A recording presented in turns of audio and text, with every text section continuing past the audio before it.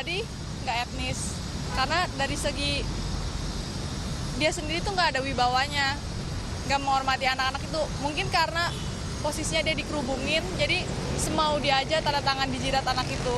Ya, saya melihatnya dalam konteks apa Bapak Menteri itu melakukan itu. Kan mungkin nggak selalu nggak selalu negatif ya. Mungkin waktu itu kesannya hanya guyonan atau nggak formal gitu. Sehingga kalau kita tangkapnya dari formilnya, jadi kelihatannya nggak etis gitu.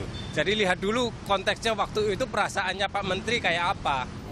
Enggak sih, menurut saya itu nggak etis, soalnya kenapa harus dijidat gitu ya, buat jadi alas. Kan harusnya bisa ada di tempat lain buat dia ngasih tanda tangan buat seorang anak, masih anak kecil ya, mungkin anak-anak yang namanya yaudahlah nggak apa-apa gitu, tapi kan harusnya bisa di tempat lain, terus di punggung atau di mana gitu ya. Kalau dari sekilas kelihatannya sedikit tidak etis, tapi kan sebagai kita yang nggak berada di sekolah SD itu, nggak berada dari Malang, mungkin kita nggak tahu cerita sepenuhnya itu kenapa beliau mesti melakukan itu kan. Jadi sebenarnya dari kita nggak bisa menjudge seorang kalau kita nggak ada di sana dan kalau kita nggak tahu cerita sepenuhnya itu.